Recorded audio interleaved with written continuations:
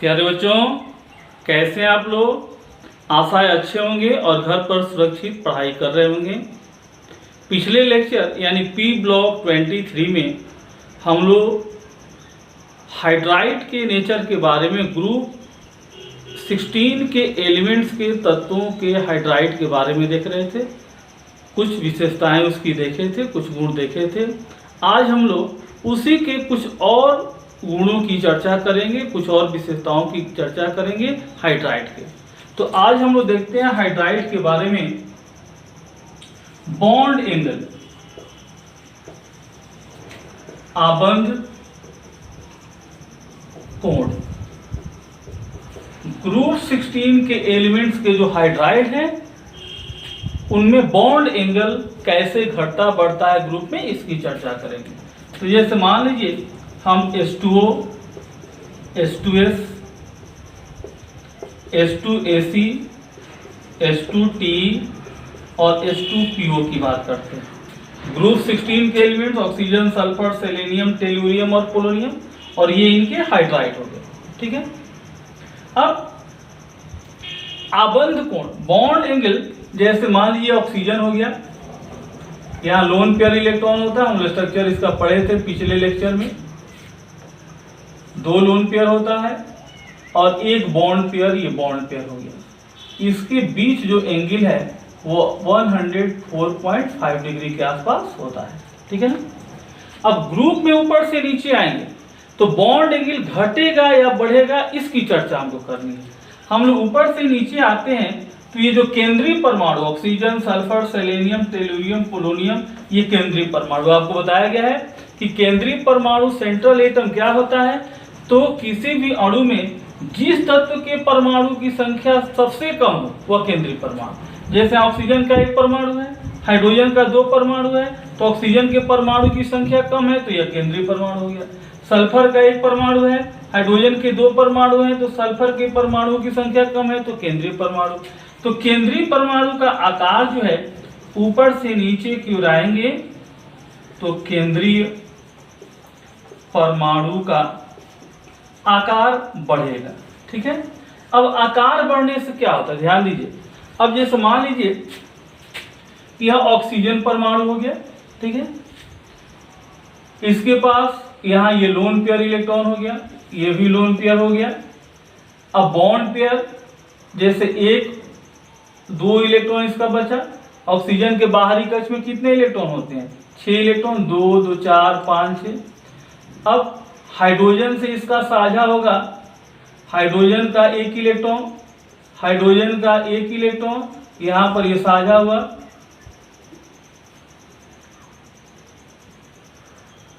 यहां पर साझा हुआ। देखिए ये आपका हो गया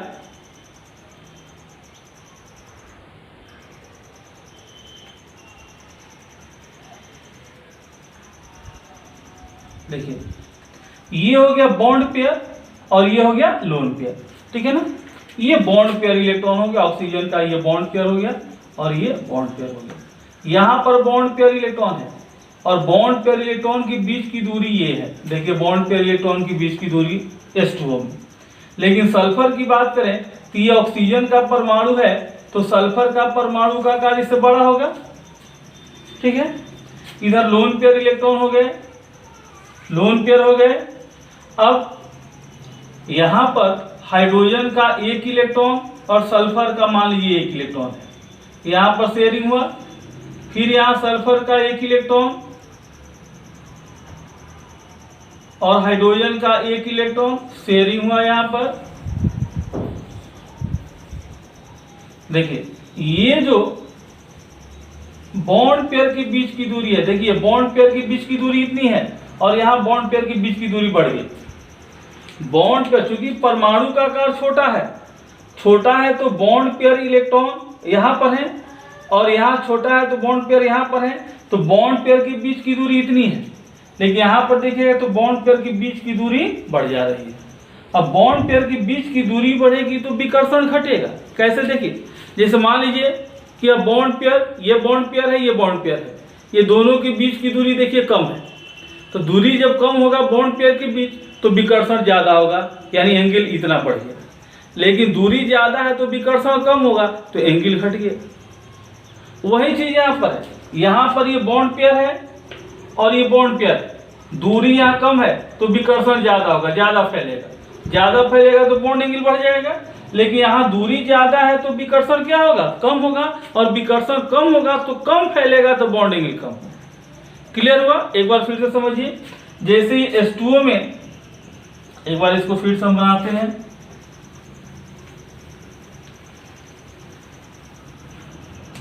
ये ऑक्सीजन परमाणु है और यह सल्फर परमाणु है। हम केवल बॉन्ड पेयर की चर्चा करते हैं। लोन पेयर जो है, यहाँ लोन पेयर है, ये लोन पेयर हो गया। ऑक्सीजन का 6 इलेक्ट्रॉन होता है बाहरी कक्ष पे, 2 2 4 हो गया और ये 2 हो गया।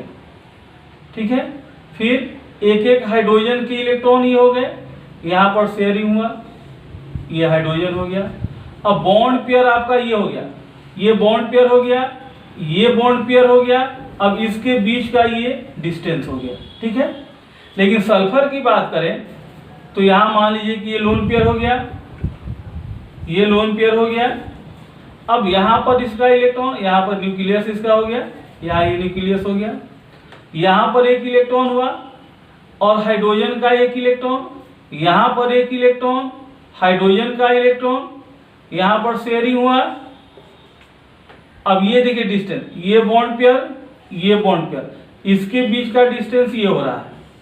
तो यहाँ इलेक्ट्रॉन पेयर के बीच का डिस्टेंस यहाँ कम है तो रिपल्सन ज्यादा होगा, नजदीक होगा। बॉन्ड पेयर नजदीक है तो विकर्षण ज्यादा होगा। यहाँ पर बॉन्ड पेयर है तो विकर्षण तो इतना फैल जाएगा तो बॉन्ड एंगल इतना हो गया, तो बॉन्ड एंगल इतना हो गया, यानी बॉन्ड एंगल बढ़ गया। लेकिन यहाँ पर देखिए दूर है, तो दूर जब रहेगा तो विकर्षण कम होगा, विकर्षण कम हुआ तो बॉन्ड एंगल मात्र इतना ही रह गया। इसलिए विकर्षण घटते जाता है साइज बढ़ने के चलते, केंद्रीय परमाणु का साइज बढ़ने के चलते बॉन्ड पेयर विकर्षण जो है वो घटते जाता है, इसलिए बॉन्ड एंगल घटते जाता है। यानी कहने का मतलब केंद्रीय परमाणु का आकार बढ़ रहा है तो बॉन्ड पेयर इलेक्ट्रॉन के बीच विकर्षण घटेगा, और विकर्षण घटेगा तो बॉन्ड एंगल भी क्या होगा, घटेगा। क्लियर? समझ में आ गया? तो चलिए इसको नोट करते हैं। क्या लिखेंगे कि वर्ग में ऊपर से नीचे की ओर आने पर केंद्रीय परमाणु का आकार बढ़ने के कारण बॉन्ड पेयर इलेक्ट्रॉन के बीच विकर्षण घटता जाता है। इसलिए हाइड्राइडों का बॉन्ड एंगल घटता जाता है, बॉन्ड एंगल घटता जाता है। यानी सबसे अधिक बॉन्ड एंगल इसका होगा, मैक्सिमम बॉन्ड एंगल, और सबसे कम इसका होगा मिनिमम बॉन्ड एंगल। ठीक है, तो इस तरह हम लोग देखिए ग्रुप 16 के तत्वों के हाइड्राइडों के बॉन्ड एंगल के बारे में। अब इसको नोट कर लीजिए।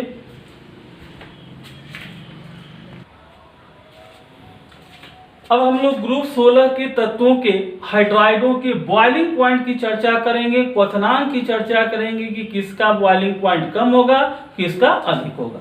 तो देखिए ग्रुप 16 के तत्वों के हाइड्राइड जो हैं H2O, H2S, H2AC, H2T और H2P।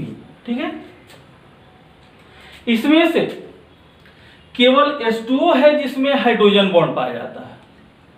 हाइड्रोजन बॉन्ड का नाम आप सुने हैं, हाइड्रोजन बॉन्ड कौन कौन बनाते हैं? तो यदि किसी यौगिक में हाइड्रोजन फ्लोरीन से जुड़ा हो या ऑक्सीजन से या नाइट्रोजन से, तो वह हाइड्रोजन बॉन्ड बनाएगा। ध्यान से सुनिए, यदि किसी कंपाउंड में, किसी यौगिक में हाइड्रोजन इन तीनों में से किसी एक तत्व से जुड़ा हुआ हो, यानी हाइड्रोजन के साथ इन तीनों में से कोई भी एक तत्व हो, तो वह हाइड्रोजन बॉन्ड बनाएगा। अब इसमें देखिए हाइड्रोजन के साथ कौन है? ऑक्सीजन, तो यह हाइड्रोजन बॉन्ड बनाएगा, हाइड्रोजन के साथ ऑक्सीजन है। हाइड्रोजन के साथ इसमें सल्फर, सेलेनियम, टेलुरियम और पोलोनियम है, इन तीनों में से कोई नहीं है, तो ये सभी हाइड्रोजन बॉन्ड नहीं बनाएंगे। तो हाइड्रोजन बॉन्ड कौन कौन बनाता है, इसके लिए एक बिल्कुल आसान सा ट्रिक याद रखिए, क्या? फोन, FON, यानी फोन यदि हाइड्रोजन से जुड़ा है, क्या याद रखना है ट्रिक? फोन। हाइड्रोजन बॉन्ड कौन बनाएगा? तो फोन। फोन यानी FON, FON में से कोई तत्व यदि हाइड्रोजन से जुड़ा है तो वह यौगिक हाइड्रोजन बॉन्ड बनाएगा, नहीं तो नहीं बनाएगा। जैसे देखिए HF, हाइड्रोजन किससे जुड़ा? F से, फोन में F है, तो यह हाइड्रोजन बॉन्ड बनाएगा। H2S, इसमें हाइड्रोजन S से जुड़ा है, S इसमें नहीं है, हाइड्रोजन बॉन्ड नहीं बनाएगा। HCl, हाइड्रोजन Cl से जुड़ा है, Cl इसमें नहीं है, या हाइड्रोजन बॉन्ड नहीं बनाएगा। H2O, हाइड्रोजन ऑक्सीजन से जुड़ा है, ऑक्सीजन फोन में है, तो यह हाइड्रोजन बॉन्ड बनाएगा। NH3, हाइड्रोजन नाइट्रोजन से जुड़ा है, नाइट्रोजन इसमें है, तो हाइड्रोजन बॉन्ड बनाएगा। अब आप पहचान लेंगे कि हाइड्रोजन बॉन्ड कौन बनाएगा, कौन नहीं बनाएगा। अब हाइड्रोजन बॉन्ड बनाने से क्या होता है? देखो बाबू, जब हाइड्रोजन बॉन्ड किसी यौगिक में पाया जाएगा, इंटरमॉलिक्यूलर हाइड्रोजन बॉन्ड, 11th में आप लोग को हाइड्रोजन बॉन्ड पढ़ाया गया था पूरा डिटेल में। इंटरमॉलिक्यूलर हाइड्रोजन बॉन्ड, जब एक ही यौगिक के अनेक अणु एक दूसरे से जुड़ जाते हैं हाइड्रोजन बॉन्ड से, तो वह इंटरमॉलिक्यूलर हाइड्रोजन बॉन्ड कहलाता है। तो यह इंटरमॉलिक्यूलर हाइड्रोजन बॉन्ड बनाएगा, क्योंकि फ्लोरीन, ऑक्सीजन, नाइट्रोजन तीनों में से कोई भी हाइड्रोजन से जुड़ा रहेगा तो उसमें हाइड्रोजन बॉन्ड पाया जाएगा। तो इसमें से कौन है? H2O, तो H2O में कौन सा बॉन्ड पाया जाएगा? Intermolecular hydrogen bond. और उसके चलते क्या होगा? हाइड्रोजन बॉन्ड के चलते बहुत सारे H2O अणु एक दूसरे से जुड़ते चले जाते हैं। जब बहुत सारे H2O अणु एक दूसरे से जुड़ेंगे तो उनका द्रव्यमान बढ़ेगा, और द्रव्यमान बढ़ेगा तो बॉइलिंग पॉइंट बढ़ जाएगा। समझ में आया? H2O में हाइड्रोजन बॉन्ड पाया जाता है, जिसके चलते बहुत सारे H2O मॉलिक्यूल एक दूसरे से जुड़े रहते हैं। जैसे एक चम्मच आप जल लें, तो एक चम्मच जल में जल के, वाटर के, H2O के बहुत सारे मिलियंस ऑफ मॉलिक्यूल्स होंगे। एक चम्मच जल में जल के मिलियन अणु होंगे। तो ये मिलियन अणु आखिर एक दूसरे के करीब हैं, तो जरूर किसी न किसी आकर्षण बल द्वारा जुड़े होंगे। वही आकर्षण बल क्या है? Hydrogen bond. यानी जल के अणु एक दूसरे से किस बॉन्ड द्वारा जुड़े हैं? आकर्षण बल द्वारा। वह कौन सा आकर्षण बल है? तो हाइड्रोजन बॉन्ड है। तो हाइड्रोजन बॉन्ड जल में पाया जाएगा, बाकी इसमें नहीं पाया जाएगा, क्योंकि आपको क्या ट्रिक बताएं? फोन, FON, हाइड्रोजन इन तीनों में से किसी से जुड़ा हो तभी वह हाइड्रोजन बॉन्ड बनाएगा। तो क्लियर हो गया कि इसमें से वाटर जो है वह केवल हाइड्रोजन बॉन्ड बनाएगा, और इसके चलते क्या होगा कि उसके बहुत सारे अणु एक दूसरे से जुड़ जाएंगे, द्रव्यमान बढ़ जाएगा, इसलिए उसका क्वथनांक बढ़ जाएगा। यानी इसमें हाईएस्ट बॉइलिंग पॉइंट किसका होगा? तो H2O। बॉइलिंग पॉइंट यानी क्वथनांक क्यों होगा? तो due to intermolecular hydrogen bond. Intermolecular hydrogen bond के चलते जल का क्वथनांक इसमें सबसे अधिक होगा। चलिए अब हम जरा इनकी चर्चा करते हैं। ये एक दूसरे से कैसे जुड़े होंगे? हाइड्रोजन सल्फाइड के अणु एक दूसरे से कैसे जुड़े होंगे? H2AC के, सेलेनियम हाइड्राइड के अणु एक दूसरे से कैसे जुड़े होंगे? तो देखो बाबू, गैस के अणु या सहसंयोजी यौगिकों के अणु प्रायः एक दूसरे से वान डर वाल आकर्षण बल द्वारा जुड़े रहते हैं। किस बल द्वारा? वान डर वाल आकर्षण बल द्वारा। यदि आपसे कहा जाए कि कार्बन डाइऑक्साइड एक सिलेंडर में रखा हुआ है, कार्बन डाइऑक्साइड गैस, उसमें कई मिलियन अणु होंगे, तो वे कार्बन डाइऑक्साइड के अणु एक दूसरे से कैसे जुड़े हैं? तो वांडर वाल आकर्षण बल। ऑक्सीजन अणु एक दूसरे से कैसे जुड़े रहते हैं? वांडर वाल आकर्षण बल। नाइट्रोजन अणु एक दूसरे से कैसे जुड़े रहते हैं? वांडर वाल आकर्षण बल। यानी सहसंयोजी यौगिकों के अणुओं में एक दूसरे से प्रायः कैसे जुड़े रहते हैं? तो वांडर वाल आकर्षण बल द्वारा। और वांडर वाल आकर्षण बल डिपेंड करता है अणु के आकार पर। अणु का आकार जितना बड़ा होगा उतना ही वांडर वाल आकर्षण बल ज्यादा होगा, और वांडर वाल आकर्षण बल जितना ही मजबूत होगा बॉइलिंग पॉइंट उतना ही अधिक होगा। क्लियर? तो ऊपर से नीचे की ओर आएंगे तो देखिए सल्फर, सेलेनियम, टेलुरियम, पोलोनियम का परमाणु आकार बढ़ता जाएगा, और परमाणु आकार जब बढ़ेगा तो अणु का आकार भी बढ़ेगा।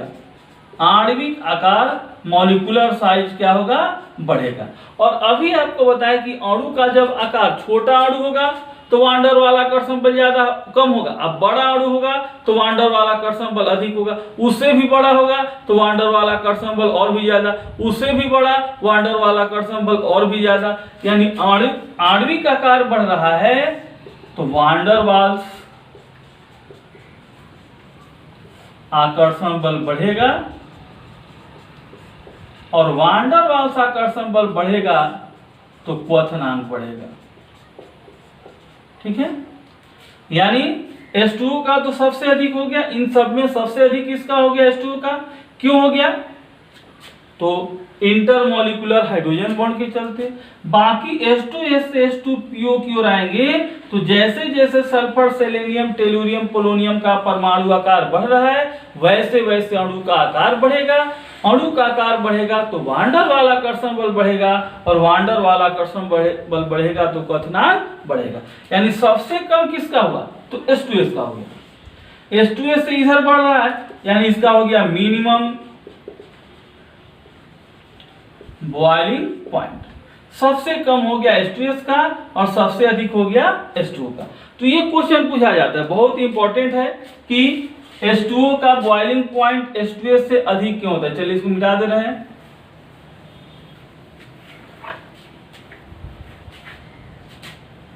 देखिए दो क्वेश्चन इस पर बन के आते हैं। पहला क्वेश्चन इस पर बनकर आता है कि H2O द्रव है जबकि H2S गैस है, क्यों? ये क्वेश्चन पूछा जाता है बोर्ड की परीक्षा में कि H2O द्रव है जबकि H2S गैस है, क्यों? रूम टेम्परेचर पर, कमरे के ताप पर H2O द्रव अवस्था में पाया जाता है जबकि H2S गैस अवस्था में पाया जाता है, क्यों? तो क्या आंसर देंगे? तो ऑक्सीजन की अधिक विद्युत ऋणात्मकता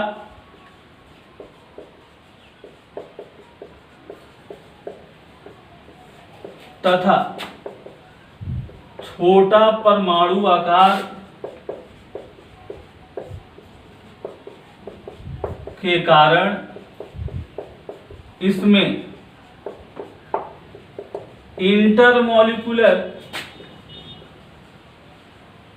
हाइड्रोजन बॉन्ड पाया जाता है, जिसके कारण इसके अनेक अणु संग्रहित हो जाते हैं। इसलिए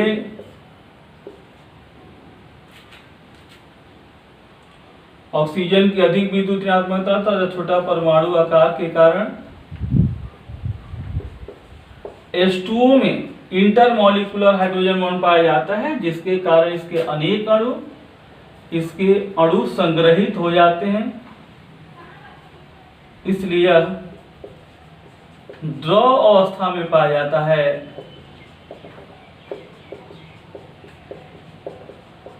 जाता है, जबकि हाइड्रोजन बॉन्ड की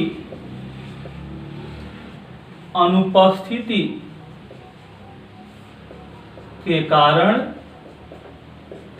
H2S गैस है। ठीक है, क्लियर हो गया? ये क्वेश्चन बहुत इंपॉर्टेंट है। यहाँ ऐसे भी इसमें ऐड कर दिया जाता है कि कमरे के ताप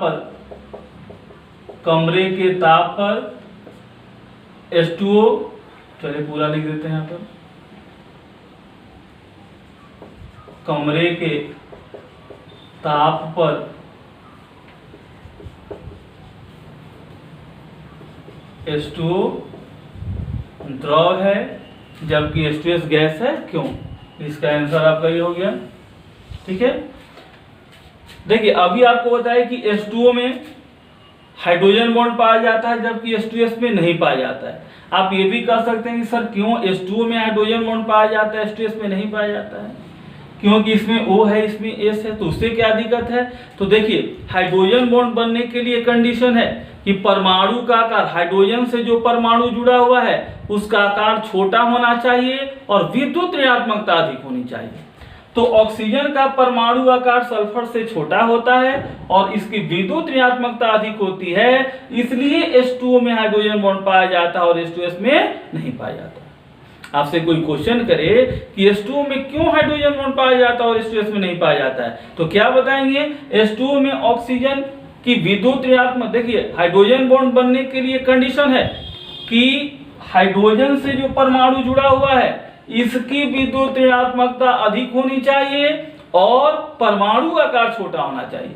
तो हम जानते हैं कि ऑक्सीजन का परमाणु आकार सल्फर से छोटा होता है और ऑक्सीजन की विद्युत ऋणात्मकता सल्फर से अधिक होती है, इसलिए H2O में हाइड्रोजन बॉन्ड पाया जाता है। इसके चलते इसके अनेक अणु एक दूसरे से जुड़ जाते हैं, संग्रहित हो जाते हैं और इसलिए द्रव अवस्था में पाया जाता है, जबकि हाइड्रोजन बॉन्ड अनुपस्थित होता है H2S में, इसलिए गैस होता है। क्लियर? तो इसको मिटा रहे हैं।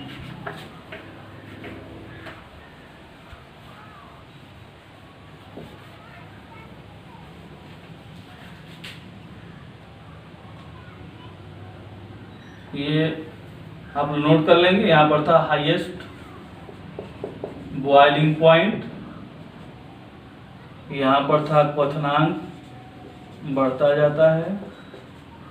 ठीक है, अब देखिए कहने का मतलब कि अब H2O का इंटरमॉलिक्यूलर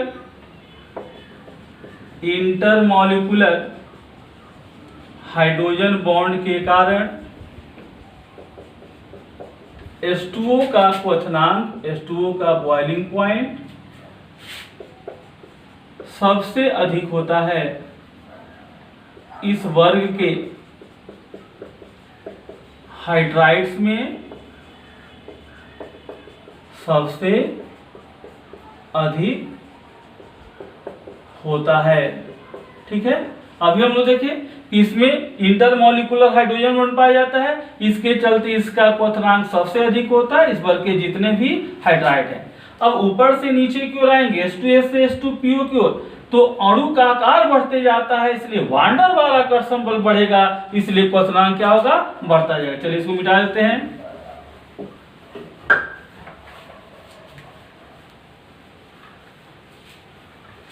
इसको भी नोट कर लेते हैं। H2S से H2PO की ओर आने पर आणविक आकार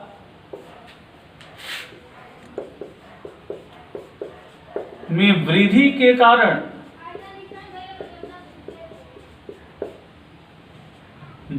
कारण वान डेर वाल्स आकर्षण बल